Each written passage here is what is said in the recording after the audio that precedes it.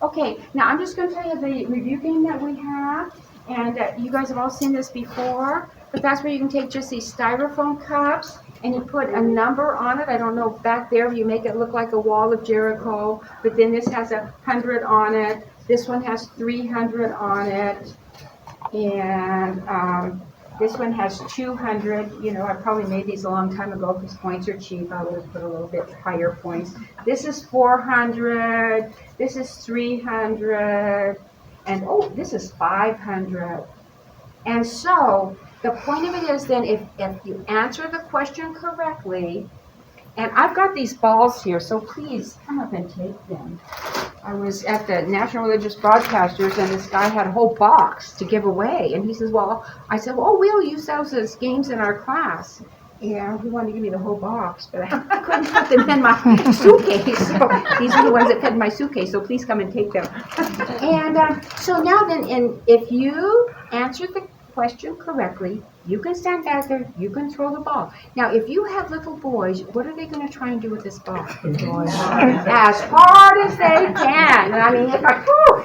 So underhanded. And then if I have little girls, you know, I might let them stand closer. And if anybody says anything, I says, okay, do you want them to stand back where you older boys stand? Is that what you think is going to be fair? So I ask them the question. I'm not in a, you know, is that really what you want?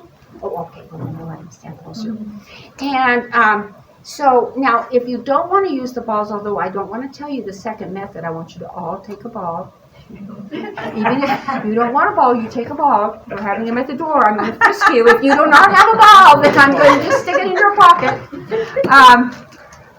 But if you use like socks, you know, just a pair of socks, then the ball kind of bounces around and does all kinds of funny things. A pair of socks will not do that. So it's actually better. But take these balls in.